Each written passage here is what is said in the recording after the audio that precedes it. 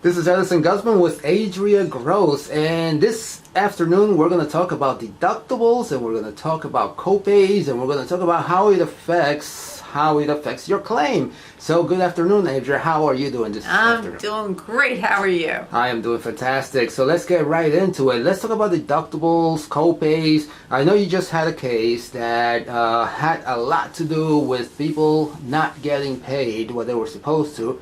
And tell us a little bit more about that. All right, well, let me first get into a deductible and copay. Every policy out there has a deductible. And I hate to say this, but they're starting to get higher and higher and higher. And people are freaking out about it, okay? This really started, when you could, pre-existing was no longer an exclusion. That's when this whole thing really got to this point. I mean, before, the deductibles weren't that high, but now they're way up there. I mean, I hear, $12,000 for an in-network. I hear, believe it, $24,000 to $44,000 out of pocket for an out-of-network provider, okay? But this is a thing that people do not understand. You go to the doctor, you see an out-of-network provider, and you send your bill in, and that bill is $1,000. Well, now you get your explanation of benefits back. So either that $1,000, the reasonable customary charges or allowable fee amounts, was only $250 out of the $1,000 you paid out. So it comes back either that $250 went towards your deductible, or you might be getting 80% of that $250. You might be getting 100%. It depends upon the policy. It depends where you are that year on your policy. But the one thing that people have no clue about is when it comes to these allowed amounts, or the usual reasonable and customary charges, they always go by the Medicare rates. And usually they never pay over 160% of whatever that Medicare rate is. So here is a situation. You paid a doctor who is out of network $1,000. You send it into your insurance company. All they're looking at is $250. That $750, the difference between $250 and $1,000, is not even going to go towards your deductible for the year. So only $250, even though you wound up paying $1,000. People are unaware of this, so try and keep that in your mind as for what normally happens when it comes to allowed amounts, and you see an out-of-network and you pay a heck of a lot more.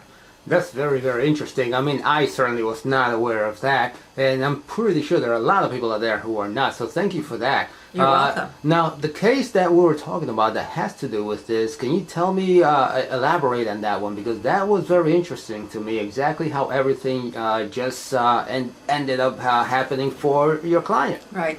So if you go into a 24-hour facility for psych, and people often come to me about this, and it's one thing to get the pre-authorization, it's another thing how you get paid. So here was a woman who lived in a really big city, very depressed, major depression, and she had other issues.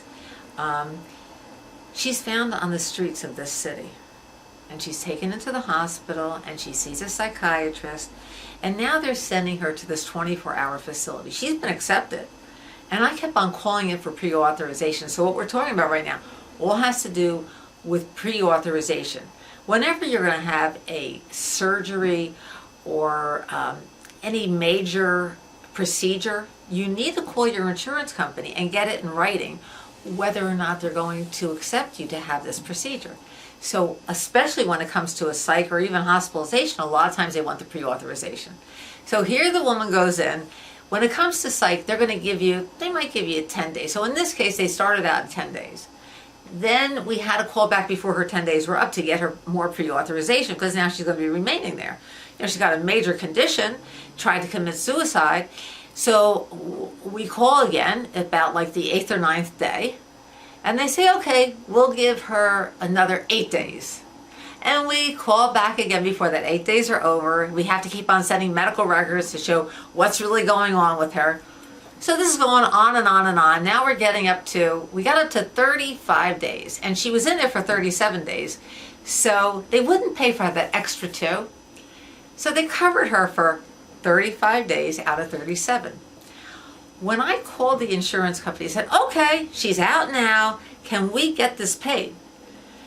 They called me back a couple weeks later and they said, you're not going to get any payment. I said, why not? They said, well, even though you paid out, remember this, $2,200 a day for her to be at this 24-hour facility, $2,200 a day for a 24-hour facility, even though they paid out $77,000. She had a deductible of $10,000, and what they consider to be the usual reasonable customary charges or allowed amount, they were nice enough. They said, well, since it was in this state, we're going to double it from 135 to 270. When you multiply 35 times 270, it comes out less than $10,000. So what did she get paid for her visit there? Zero. So you have to be aware of these things. You have to ask a lot of questions. Even if you were to say to them, how much are you going to pay per day? They're not going to tell you. If it was an in-network provider, you could look at your policy. They might have like a 40-60 where they're going to cover 60, you're covered for 40%. You're going to have to pay out of pocket. But these are really important things to look at before you enter a facility. And if a facility is in-network, that's the best that there is. Excellent. All of those excellent points to take with you, especially since you went from such a high number to like a zero number. That I mean, that's amazing to me. And I know that these are things that people can't do on their own, but I know some people try and try and try. So when people can't do it on their own, what's one good way they can contact you? Best thing is to go to my website, www.medicalinsurancedvocacy.com. Again, that's www.medicalinsurancedvocacy.com, where you can always call me at 845-978-9493. Again, that's 845-978-9493. I'm here to help you. I can help you with pre-authorizations, claims that are denied, claims that were out of network, you were overcharged.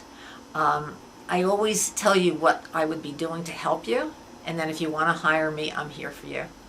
Thank you so much, Edison.